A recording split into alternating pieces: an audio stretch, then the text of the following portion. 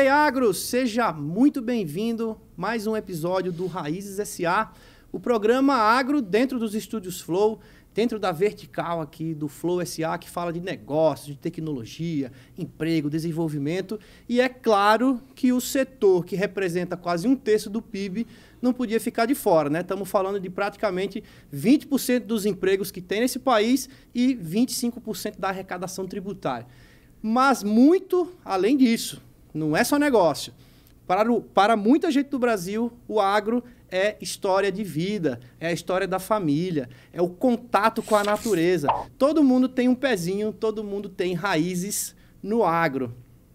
E hoje nós vamos trazer um tema que vai misturar um pouco o rural, o mundo na fazenda, com a cidade, com a tecnologia, com a indústria, com as empresas, com os negócios que rodam no ambiente mais urbano, mas que está dando suporte à produção agropecuária brasileira.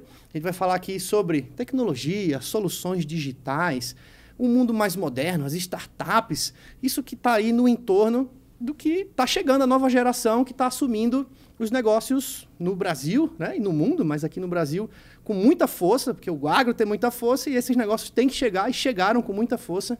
E para falar sobre esse tema, eu trouxe aqui um cara que é engenheiro agrônomo, mas que é um paulistano e que está trabalhando numa... É uma startup? Parece que não é mais, né? Ele vai explicar essa história aqui, que é a Seeds, que tem aí um monte de soluções, inovação tecnológica. E André Coutinho, meu amigo, seja muito bem-vinda. Muito obrigado, Arthur. Um imenso prazer estar aqui. Sempre muito bom falar de agro, sempre muito bom falar de inovação, de tecnologia nesse setor que, sem dúvida, é muito importante. Então vamos lá, que a gente tem muita coisa interessante para sair aqui e tenho muitas dúvidas genuínas sobre esse trabalho que você desenvolve, né? Então, bom, para começo de história, você é o diretor comercial, né, e de sucesso do parceiro. A gente estava aqui discutindo assim, mas o que é isso, né? O que você faz, né? Mas vamos lá, no mais amplo primeiro, né? O que é que a Seeds faz? Primeira coisa, a Seeds é uma startup ou não é? Ótima pergunta. E a gente escuta bastante. A Seeds tem um modelo de negócios realmente um pouco mais complexo, eu diria, do que a maioria das startups. Eu diria que nós hoje não somos mais uma startup. Nascemos, sim, como uma startup, uma agtech, focada no agro, é claro. É uma startup que tem uma tese de entrando mais no mundo complicado aqui, mas um software vertical para a cadeia do agro. Isso quer dizer que a gente atende indústrias, distribuidores e toda a cadeia, ou seja, os vendedores e os produtores rurais também.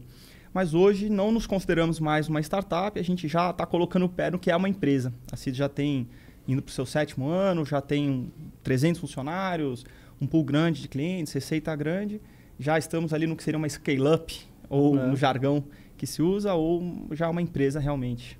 E o que é a diferença entre uma startup para uma empresa tradicional? O que caracteriza isso? Eu sei que é meio turvo, mas eu quero ver a tua explicação. É turvo. Eu já pesquisei um pouco do assunto, confesso que eu nunca encontrei uma resposta muito assim, clara que gerasse consenso entre quem escuta.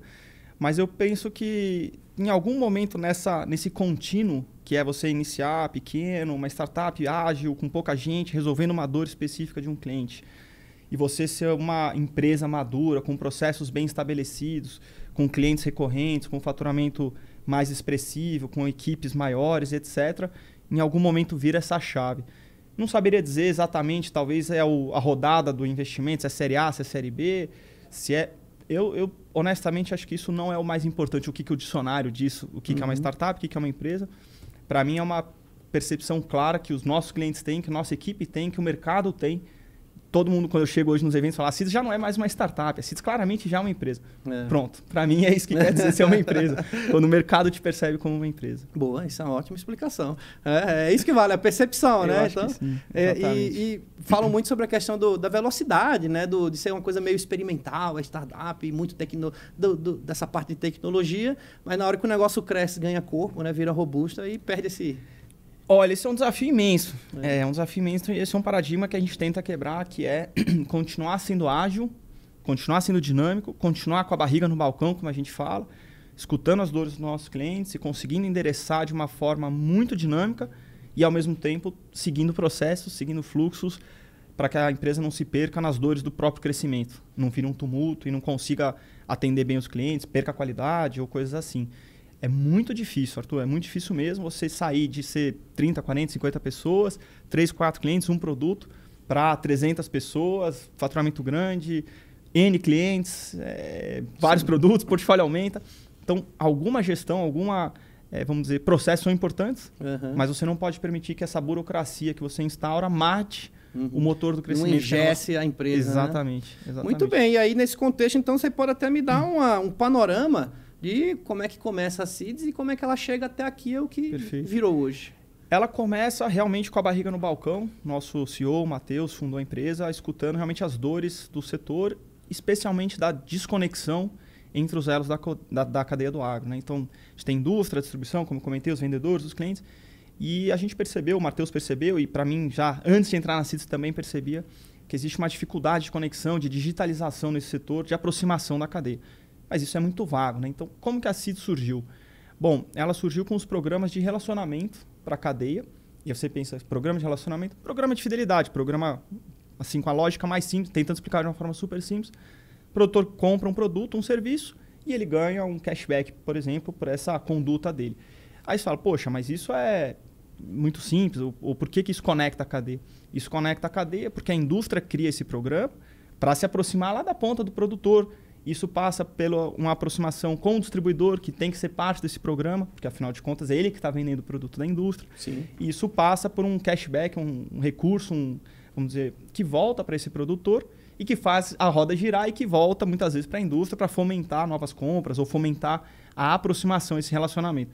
E não preciso falar que o mundo de dados que gira em torno disso, de comportamento de compra, de ticket de produtor e assim por diante.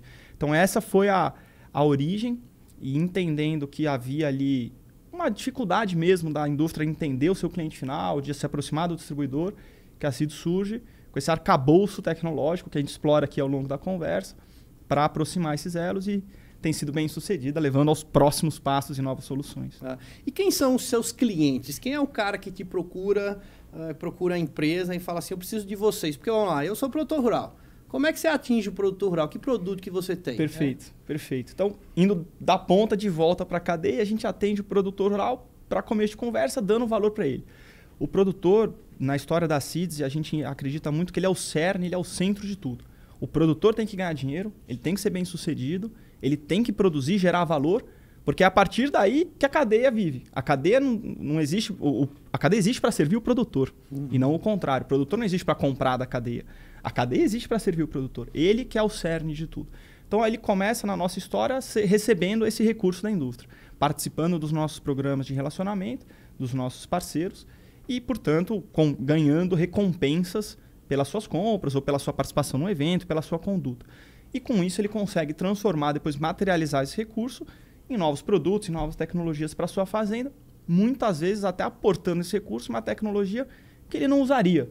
Ele não tiraria um dinheiro do bolso para comprar uma determinada tecnologia, mas esse recurso... Mas se ele tem uns pontos lá que somou, seria mais ou menos como uma fidelidade de cartão de crédito que gera lá milhas para você comprar passagem aérea? Perfeitamente. Acho que esse é um ótimo paralelo. E aí, talvez com a milhas você fala, eu vou comprar o espaço maior aqui para minhas pernas na companhia aérea, eu vou comprar um check-in antecipado. É um ponto. Você tem uma tendência a utilizar, a desfrutar de uma experiência de uma forma mais fácil. A mesma lógica quando esse produtor tem esse montante, vamos dizer, disponível, e ele fala, poxa, eu vou testar um novo produto, vou testar uma nova tecnologia, e isso fomenta a cadeia. Isso pensando no produtor rural, ele tem ali um cashback, um relacionamento com o fornecedor dele. Perfeito. E esse fornecedor dele, a Seeds está no fornecedor. Exatamente. Então, nessa solução, exatamente, o nosso cliente direto, vamos dizer assim, é a indústria, ou o distribuidor que criou o programa de relacionamento. Tem suas regras, suas mecânicas, tem toda uma estratégia por trás de conhecer melhor o produtor, de fomentar, de promover determinado produto, serviço, fomentar seja um comportamento específico ou a venda de um produto específico ou o que seja. Então, o nosso cliente realmente é a indústria nesse caso, ou o distribuidor, e o cliente final indireto, vamos dizer assim, um cliente indireto da Seeds é o produtor rural nessa solução. Tá, então é toda uma cadeia, né? Que um joga um benefício para o outro ali e onde vocês estão é fomentando o modelo ali, ensinando o cara a fazer um programa de fidelização, de inteligência de mercado ali dentro da indústria dele. Perfeito. A Seeds tem um software tudo isso eu estou contando mais da solução em si, como a dor é resolvida, né? Ou como a gente atua.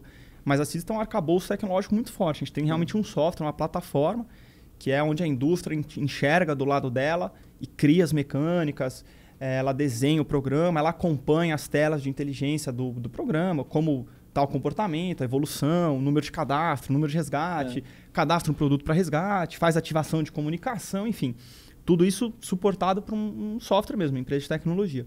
E do lado do produtor, ele tem a sua interface, o seu aplicativo, a sua solução, onde ele acessa para fazer a materialização desse serviço. Então, onde ele acessa para resgatar esse benefício. Ele entra lá na nossa página ou na página do parceiro e solicita um resgate, acompanha o seu saldo, o seu extrato.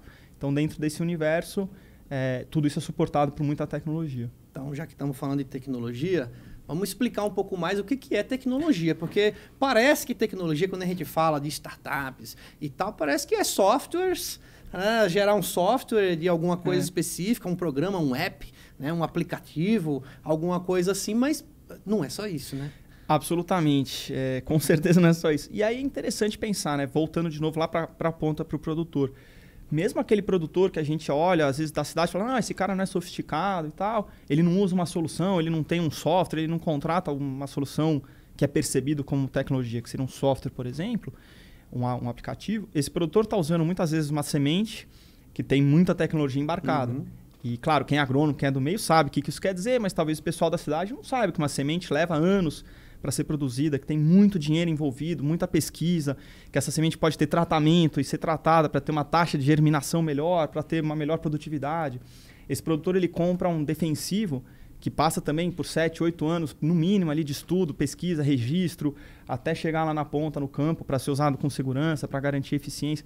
Isso tem muita tecnologia, muito P&D, muito research, muito dinheiro investido que esse produtor está consumindo. E ele faz isso, então ele faz uso de tecnologia de produto, para começo de conversa. Sim. Depois, muitos deles começam hoje, nas gerações mais novas e tudo mais, a adotar mais tecnologias realmente aí de gestão, de aplicativos e tudo mais, softwares, para fazer uma melhor gestão de tudo isso. Lembrando que a fazenda é uma indústria a céu aberto, com diversos insumos que chegam, que tem que sair do outro lado um produto, que é a produção. E a conta tem que fechar. E a conta tem que fechar. E aí o produtor muitas vezes está pensando em produtividade e não está pensando em rentabilidade. E aí ele tem lá toda uma tecnologia de produto, mas ele não está usando a tecnologia a seu favor para fazer a gestão da propriedade de uma forma eficiente e muitas vezes está deixando dinheiro na mesa. Eu escuto com frequência, né, no eventos ou da pecuária ou da agricultura, enfim, o cara sempre batendo na tecla da produtividade, que é óbvio que a gente tem que aumentar a produtividade, que é uma forma de você medir resultados e tal, mas aí quando vem para esse lado, eu gostei muito desse termo que fala assim, toma cuidado com a produtividade. Então, tem uma vaidade ali envolvida, que é como, por exemplo, quem está no digital fala muito assim, o faturamento, a empresa fatura tanto, né, vendeu tanto, tá. Esse é o que entrou, é o revenue, né? É a receita da história, né? Mas quanto custou isso daí? Quanto que sobrou? Então, esse resultado não é só falar de produtividade, né? Absolutamente. Eu não conhecia o termo, eu vou adotar. Produtividade. Mas é muito comum a gente ver, acho que tem 3 níveis talvez de produtor. O primeiro que não mede e segue o negócio e toca a vida, nem sabe direito a produtividade, está rodando, porque o negócio dá dinheiro, sobra alguma coisa. Ano após ano, em geral, esse produtor vende uma terrinha, vai diminuindo seu patrimônio, mas está lá. Até vai aumentando, mas também não sabe muito bem de onde vem. Não sabe muito bem de onde vem, exatamente. Tem o segundo, que eu acredito que é mais comum hoje, que é o que mede aí a produtividade e que muitas vezes cai nessa, talvez, produtividade, você comentou muito bem, de comparar sua produtividade com o vizinho, com o da região e falar, eu sou mais produtivo.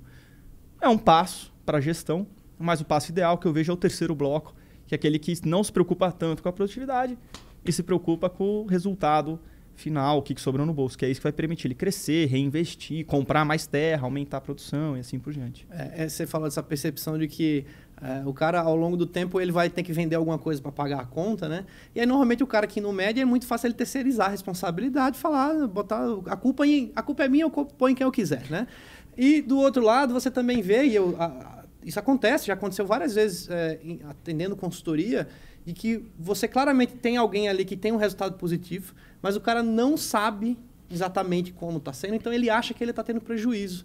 Olha que louco isso, né? O cara acha que está tendo prejuízo porque ele mistura as coisas, ele não separa o custo do investimento, por exemplo. Então, a impressão que ele tem é que ele nunca tem dinheiro. A verdade é sempre essa, né? Não tem dinheiro, não sobra dinheiro esse negócio. Mas quando você pega as contas do cara e vai ver a operação, a tua operação é lucrativa.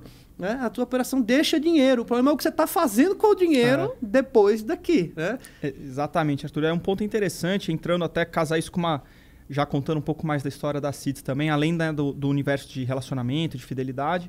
E aí, pensando no produtor rural em si, a gente tem uma segunda solução para o produtor, além dos pontos, como a gente comentou, né, do programa de fidelidade, que é a solução de gestão de fazenda. Boa. E recentemente a gente fez algumas pesquisas e tudo e mostra que o produtor que faz gestão, e aí quando a gente fala de fazer gestão, não necessariamente num software, mas em geral sim, mas que faz uma gestão organizada, que seja no famoso software Excel para começar, mas que ele tem consciência das contas, entrada, saída, fluxo, como você comentou.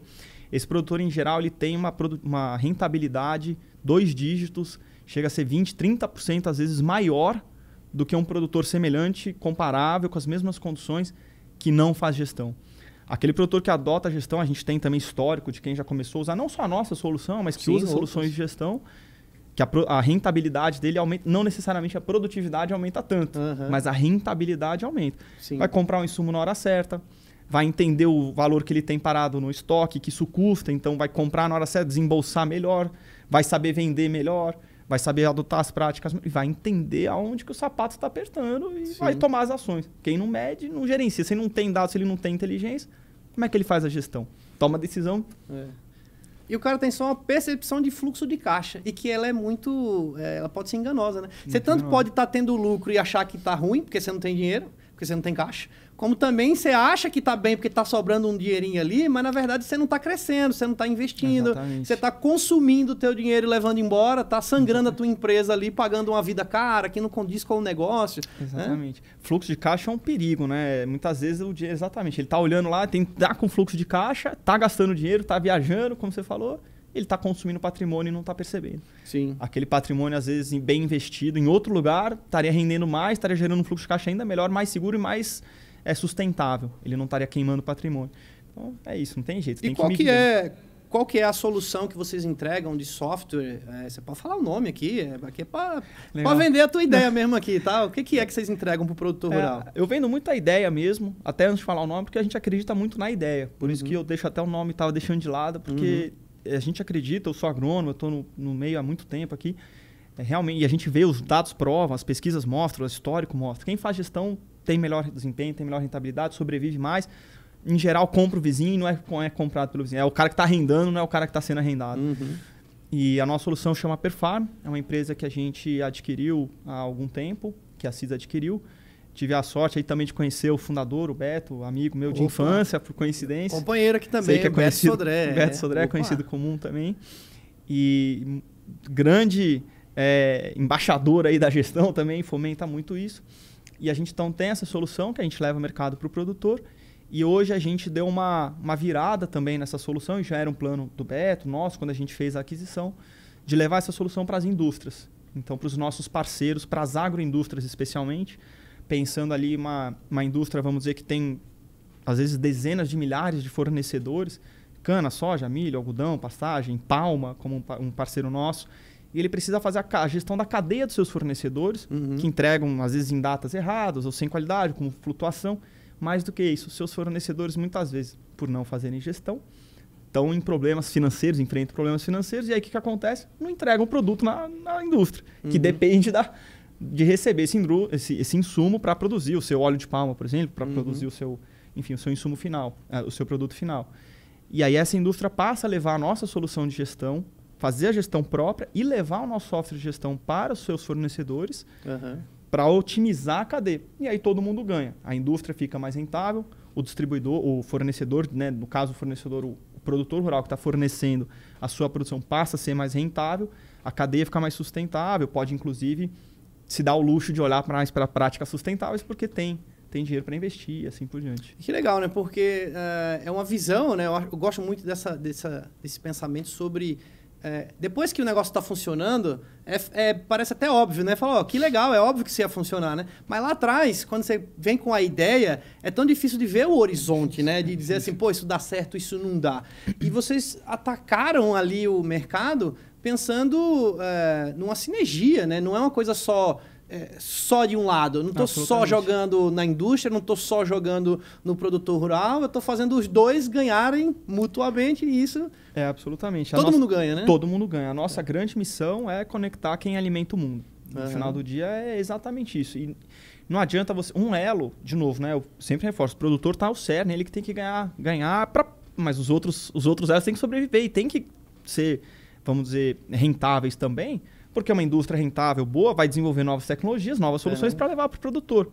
Aquela história que eu comentei, uma semente, um produto, custa muito caro. Então a indústria tem que ser rentável, ela tem que funcionar para levar a melhor tecnologia para o produtor. Ele tem que fazer uma boa gestão para dar dinheiro para a cadeia inteira crescer, o setor crescer. Sim. É assim que é interessante. Esse legal, é o nesse objetivo. exemplo aqui a gente está falando da agroindústria, então, né, vou dar um exemplo qualquer aqui, né, que acabou de sair daqui, sei lá, a usina, por exemplo. Né? Não sei se tem alguma usina que usa a solução de vocês, mas né, que compra produtos que vem de um produtor rural e que precisa ter uma engenharia de produção ali que aquela planta não pode ficar parada.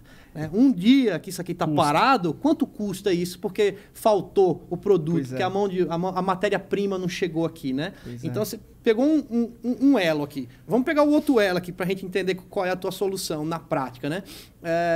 A distribuição, a cadeia de suprimentos, vamos falar antes da porteira, né? A semente, o adubo, o defensivo e tal. Né?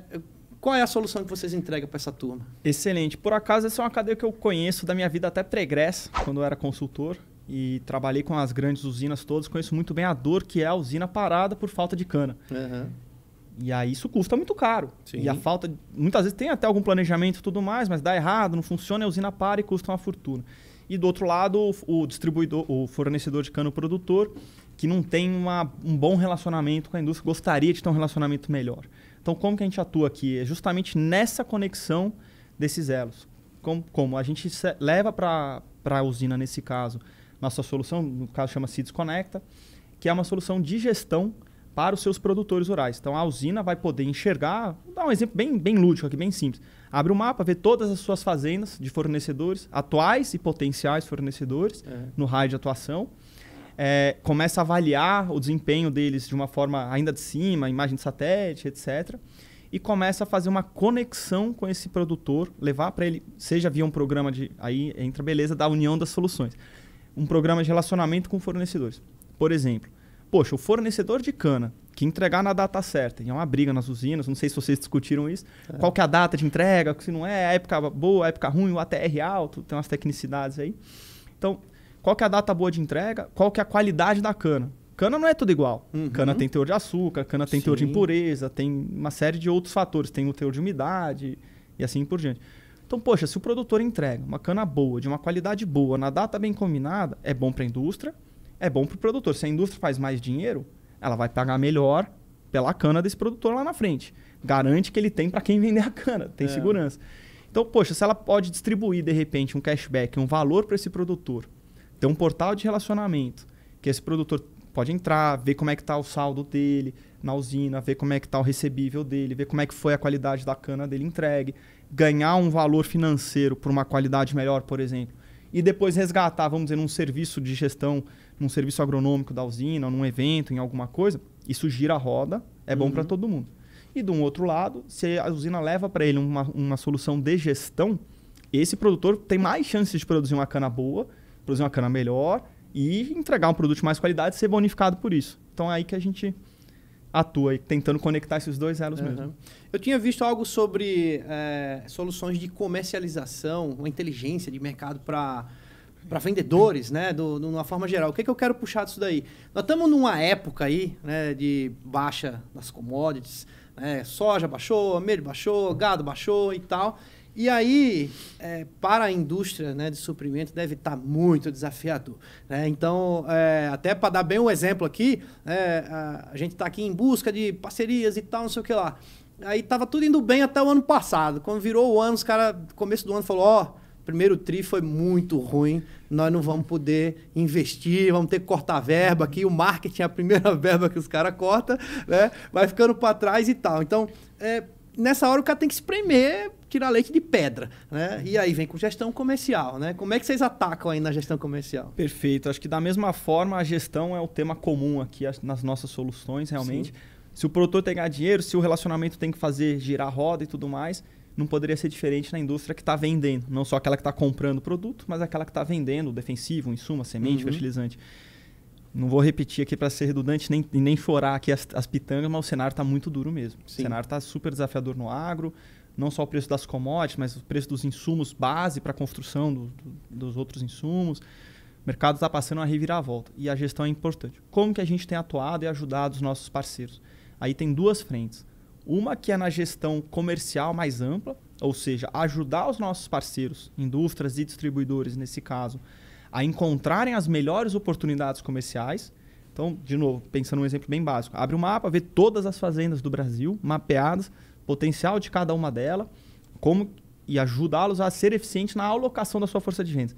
Como que é a sua força de vendas, qual que é o potencial que você tem, onde você poderia alocar a sua força de vendas para garantir que você tenha a sua melhor carteira de clientes possível, atinge o seu potencial, ou pelo menos endereça esse potencial. Num segundo passo, nossa solução de gestão, que é o Seedsforce, a solução de gestão de incentivos. Poxa, se eu tenho aqui o potencial em todas as fazendas, aloquei a minha força de vendas nas melhores oportunidades que eu identifiquei. O próximo passo? Vou colocar metas de vendas ou metas comerciais para o meu time de uma forma muito mais assertiva. E não cresce 10% porque eu preciso entregar resultado. Aonde? Por quê? Sim. É possível? Agora a gente consegue usar isso para dizer quanto que é esse porcento, o que é possível, o que não é, alocar bem, colocar boas metas e fazer essa gestão de novo, tudo dentro de uma plataforma, de um software, e acompanhar o desempenho. Melhorar a eficiência operacional, a eficiência de vendas do time comercial. Eu tenho muitos amigos, né, que são dessa parte aí são vendedores do agro, né? O pessoal que está nativo aí. E você escuta muito assim, cara, tá muito ruim para vender.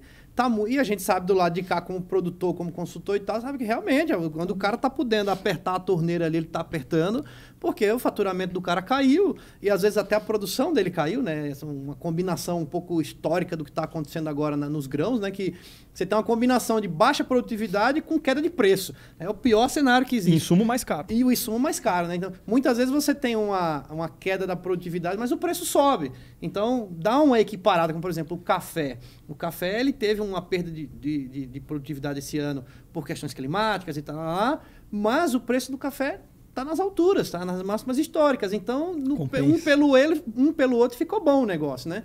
Mas como é que você ajuda esse cara que está ali, né? Não estou nem falando da empresa em si, mas é esse conjunto, né? Porque quem trabalha com a parte comercial vive de vender. Se o cara não está vendendo, a conta da casa dele continua do mesmo jeito, do mesmo tamanho. Ele só está recebendo menos, né? Então a gente tem que ajudar esse cara na ponta a vender e, consequentemente, a empresa a qual ele representa ter melhor resultado e tenha incentivo para continuar trabalhando, né? Perfeito, sem dúvidas. E aí a gente leva algumas soluções para esse vendedor.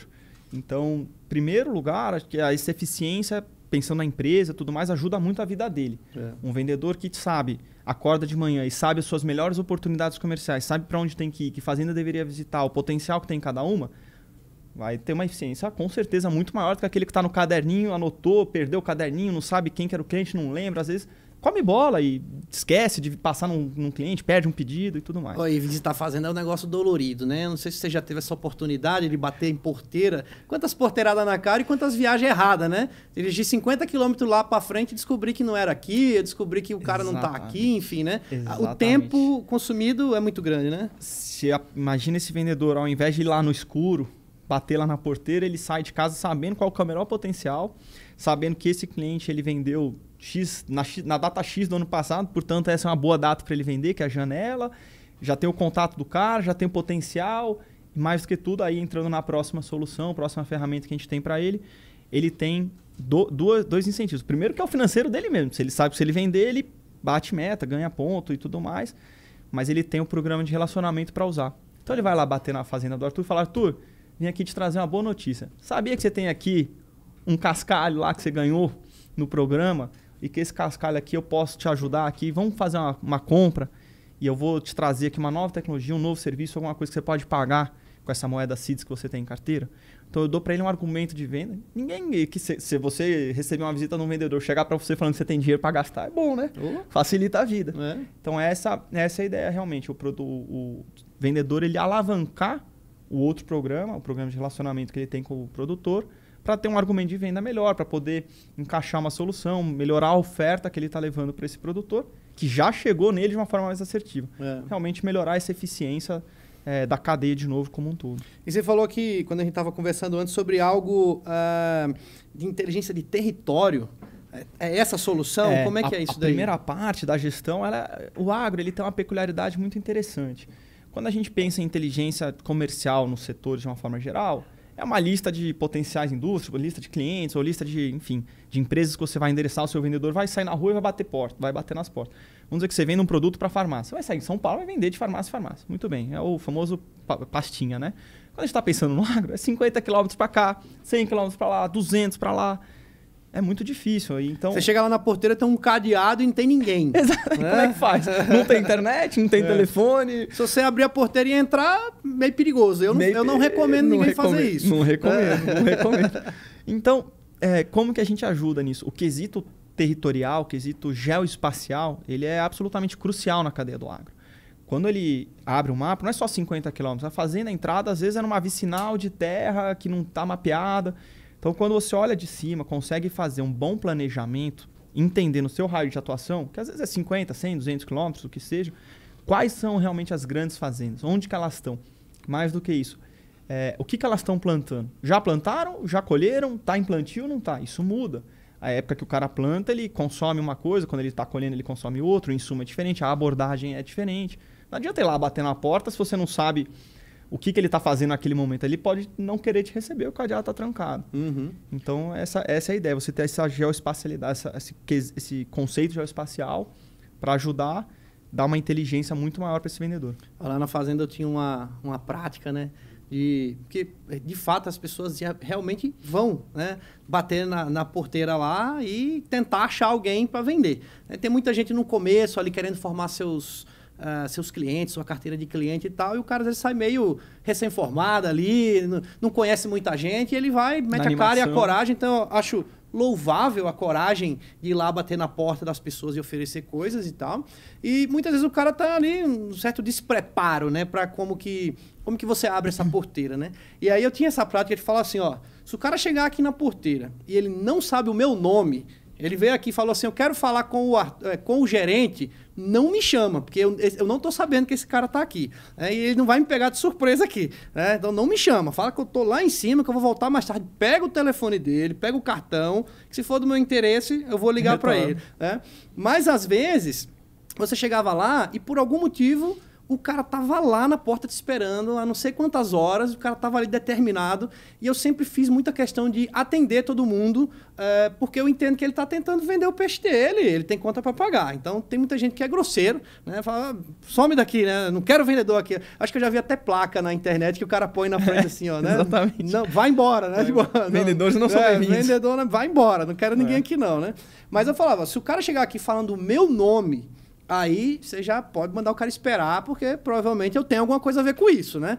Então, como é que o cara quebra essa barreira, né, de chegar lá e ter a porteira? Como é que você abre porteiras, né? Vem com essa inteligência, tem que saber a informação certa, né? Exatamente, Arthur. Acho que tem um ponto muito interessante, uma anedota aqui para corroborar isso, que passa muito batido, muitas vezes, a data da visita. O agro, como você conhece muito bem, quando você está lá ferrado no meio do plantio, ou pior ainda, no meio da colheita, você não quer atender o vendedor. Você está em cima da máquina, colhendo, desesperado, que a máquina quebrou, não vai dar tempo, vai perder a janela. Ainda vai 1 hora com esse cara aqui. E aí eu vou parar no meio do dia, num horário nobre, isso aqui é tantos hectares que eu deixo de colher, se eu for parar para falar, não sei, você não quer receber o cara de jeito nenhum. Em contrapartida, tem momentos que você está lá mais tranquilo, mais tranquilo, ou menos ocupado, vamos dizer, menos ferrado lá com o trabalho, e que seria um momento mais oportuno, que é justamente quando você pode estar pensando na próxima safra, planejando, fazendo seu planejamento estratégico, a compra. E muitas empresas têm a data da visita, da última visita, ou da última venda, ou do último pedido, um histórico longo daquele cliente. E não usam isso. Então, o cara compra sempre naquela data, naquele período, que é justamente quando ele fez planejamento, etc. E o vendedor vai lá, vende aquilo e some. Não aparece, não está com o cliente, não sabe. Ele volta lá para vender, de repente, uma data errada. E o cliente fala, cara, some daqui que eu estou colhendo. Se eles tivessem prestado atenção nesse tema tão simples, que é qual que é a data certa, qual que é a data que ele tem mais interesse, a assertividade da visita pode aumentar brutalmente. E é uma informação que ele tem, mas que ele não necessariamente está alavancando. Então, acho que isso é ter a informação disponível, saber usar da informação, muda a vida do vendedor com toda certeza. Chega lá, o cara tá te esperando, né? O cara, combinei com você tal horário, pode vir esse horário, enfim, né? Pô, o cara vai olhar para você e falar, pô, que bom que você veio aqui, cara. Eu tava querendo tirar um pedido Esse de um produto. tema de vendas, né? A gestão comercial é um tema que eu gosto muito porque eu acho uma arte. Aí eu considero uma arte isso daí. Porque, primeiro, a resiliência de tomar não não é para qualquer um isso daí, né? Então, tem gente que fala, não tem condições de fazer isso, eu não faço. Né? E eu já fiz isso, né? E eu sei o quanto é difícil. Então, eu sempre valorizo o cara que está ali chegando, a pessoa que está chegando para oferecer, trato bem e tudo mais. Mas é isso, tem hora que o cara chegou na hora errada. O cara chegou ali, você está pegando fogo na fazenda e o cara tá lá, e ele já vem assim que você não consegue sair dele.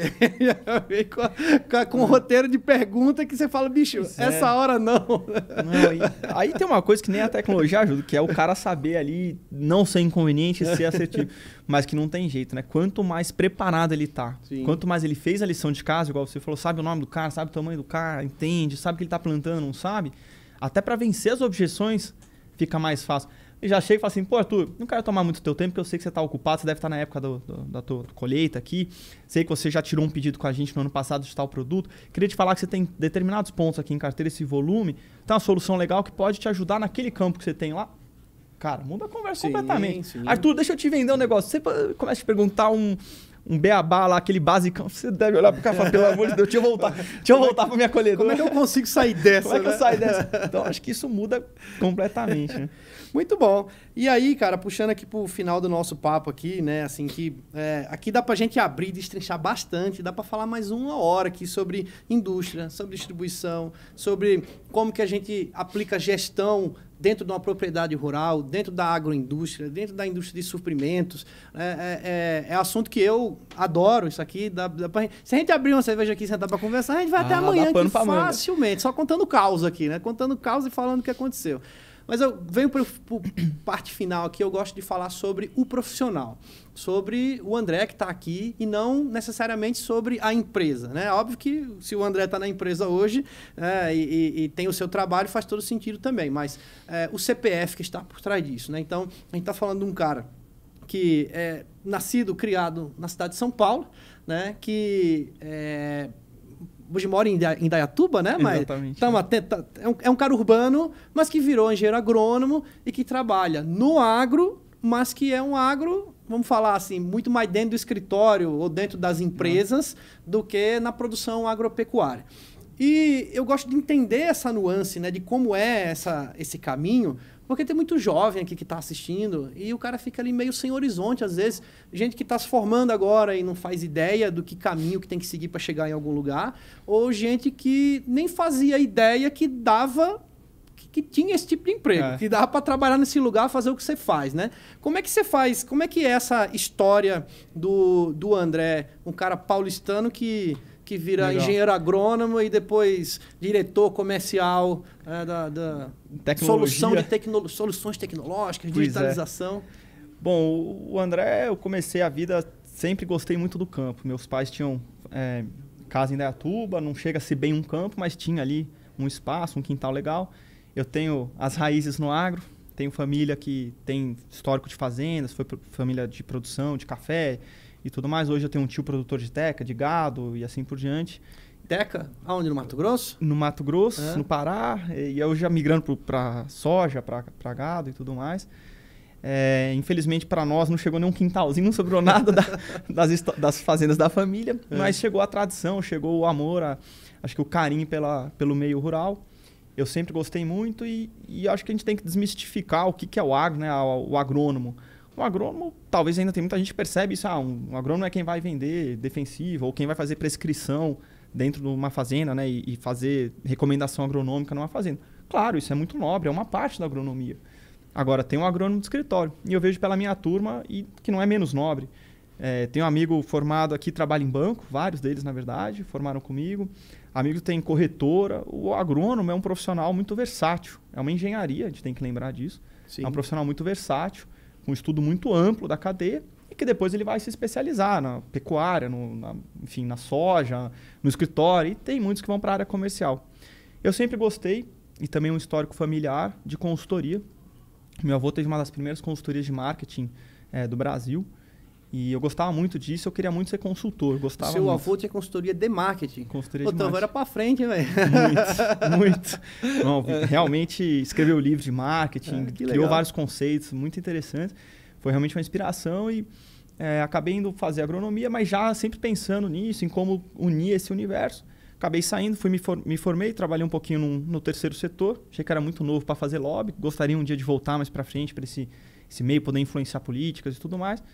Mas logo fui para uma consultoria estratégica, conceituada, e fiquei quase 9 anos na consultoria, fazendo trabalhos em agro. E aí eu tive a oportunidade de ver todas as top empresas do Brasil, a cozinha, como não funciona, o que dá certo, o que não dá certo, estratégia, go-to-market, operação. Peguei muito gosto nisso, mas falo, poxa, o que isso tem a ver com venda, com comercial? Aí tem o outro lado meu, que é do empreendedorismo. Minha família toda também de empreendedores, meu próprio avô fundou consultoria, meu pai empreendedor, meu tio, meu irmão, todo mundo da família, e eu sempre tive uma veia própria. Já vendi de tudo nessa vida. Vendi do show sertanejo, já vendi software antes, na minha época de consultoria, fundei uma empresa vendo sandália de grama. Sandália de grama? Sandália de grama. Louco. Eu esqueci, era para trazer um par para você. Vou trazer um par para você. Chama Jardinelas. Vendo sandália de grama. Ainda tem a empresa? Ainda tem. Estamos voltando à atividade. Parei na época dos filhos, com seeds e tudo mais, mas ainda tem empresa. Então, voltando a vender aqui sandália de grama. Sempre vendi muita coisa e acredito que a venda é o motor de qualquer empresa. A empresa cresce fatura se ela tem receita entrando, se ela tem novos negócios chegando, se ela mantém, né, os clientes também, porque vender continuamente. E surgiu a oportunidade de liderar a área comercial da Seeds.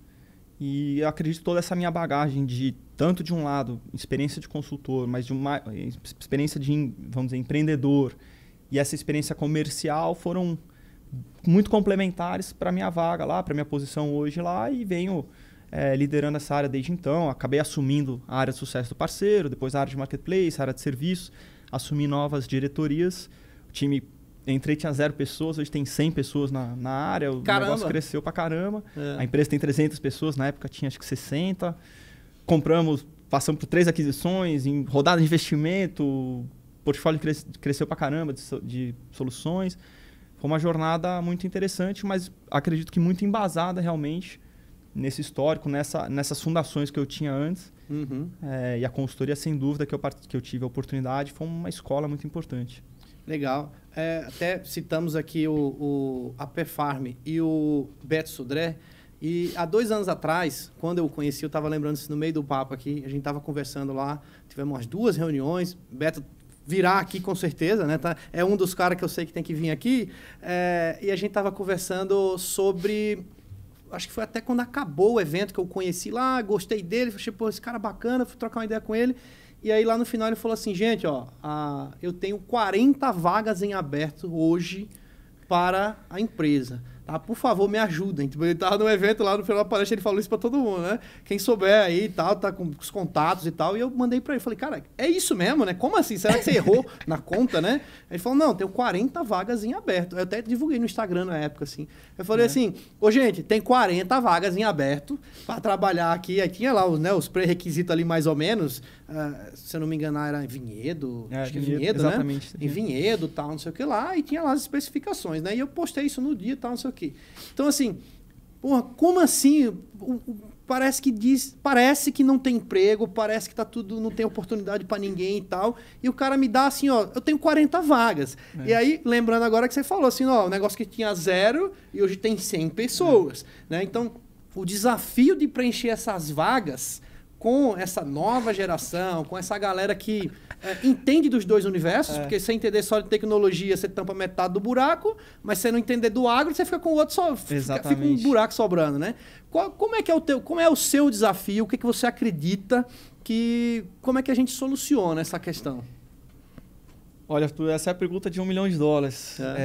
Não só encontrar bons profissionais, mas mais do que tudo conseguir reter esses bons profissionais. O que eu assim, acho que não tem infelizmente eu não achei nenhuma alavanca única, não acho que é um conjunto de alavancas que tem que trabalhar bem. Não tem fórmula mágica, não tem resposta pronta. Não tem. Eu acho que é conseguir realmente conciliar uma série de frentes e atrair esse bom profissional. Isso passa por ter um ambiente de trabalho legal, passa por ter um propósito. Para mim, o principal de tudo é ter um propósito de empresa, que esse profissional está alinhado e que ele entende. E o propósito de empresa não é só a dor que a gente resolve conectar quem está alimentando o mundo, por exemplo, a nossa missão, que é essa. Mas eu digo um propósito de uma forma mais ampla. Poxa, eu quero crescer, quero que a empresa cresça, que a gente consiga. E não é só porque eu quero ganhar dinheiro, mas eu acho que quanto mais a gente cresce, nossas soluções melhoram, melhor a gente faz o nosso serviço, que é conectar quem alimenta o mundo. Não quero ter um impacto pequeno, quero ter um impacto muito grande. Quero ajudar muito o produtor, ajudar muito o distribuidor, ajudar muito a indústria, revolucionar o setor. E a gente não vai fazer isso sentado aqui, trabalhando um pouquinho. Não, vamos fazer isso sangue nos olhos, lutando, escutando o cliente, trazendo feedback, levando porrada, tendo resiliência, indo para cima.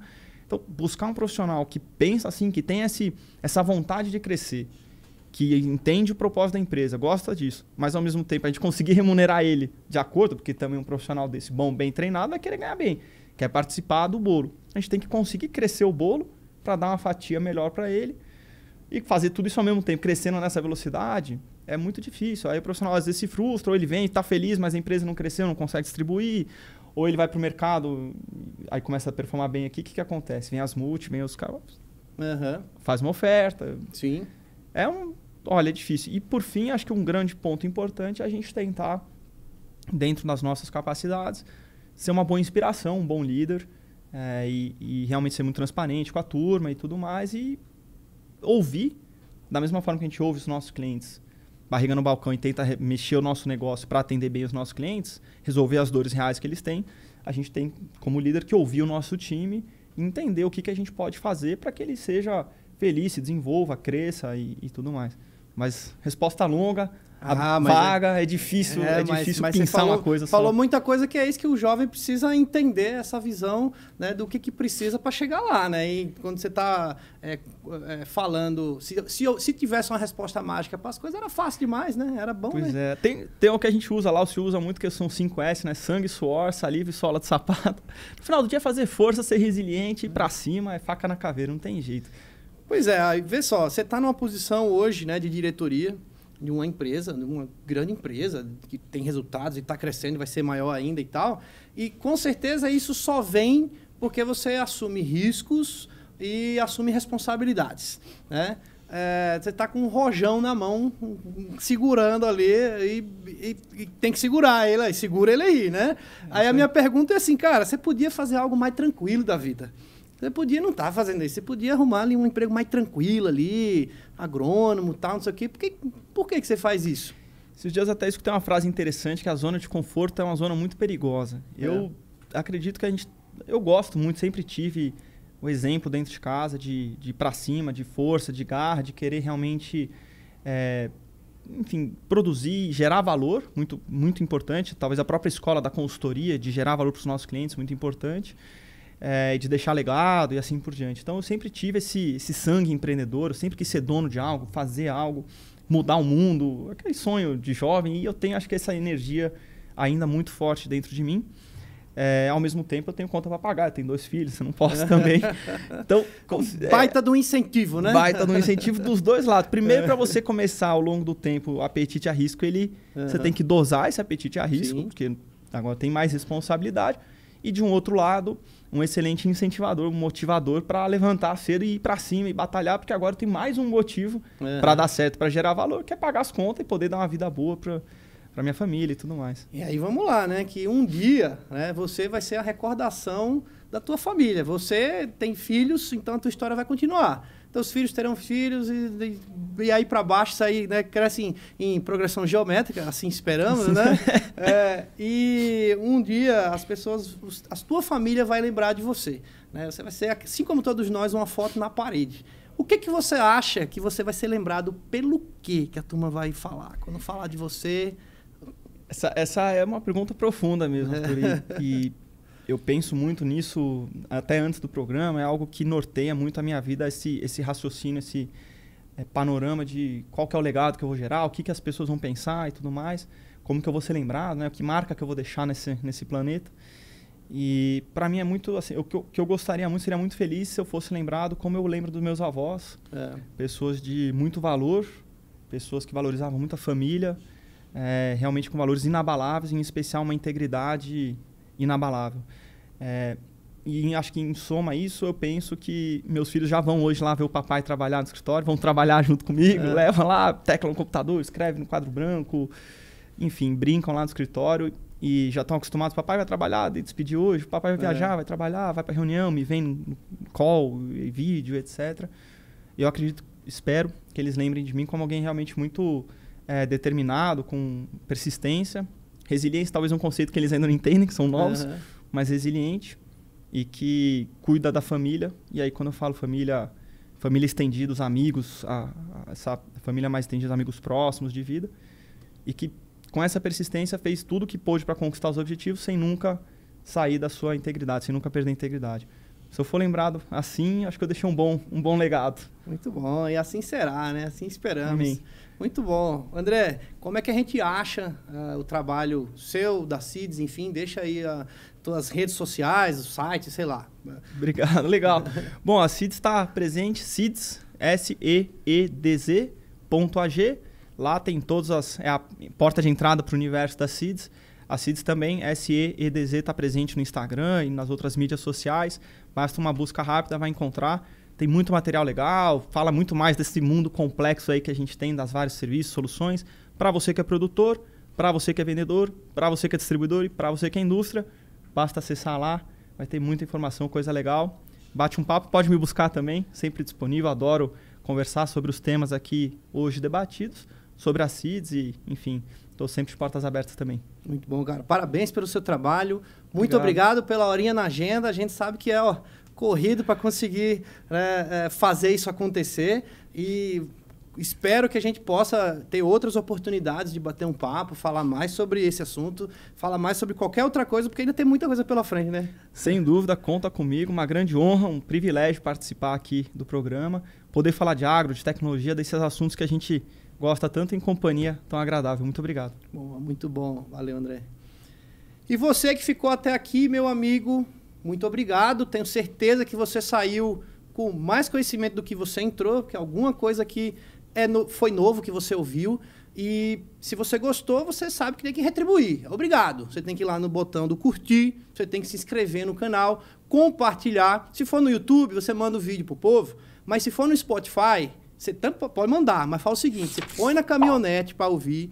Esse episódio tá lá no Spotify do Flow SA. Você coloca na caminhonete com sua família junto quando você estiver viajando e não fala nada. Só dá o play e deixa rolando, que você vai ver daqui a pouco que o seu pai, a sua mãe... Mas quem é esse cara aí? Eu tô gostando desse assunto aí. Gostei. Raízes, pô, bacana. É assim que você faz esse negócio crescer e cada vez mais esse assunto do agro chegue para mais pessoas dentro do agro e além do agro, né? Ei, agro, fique comigo e até a próxima.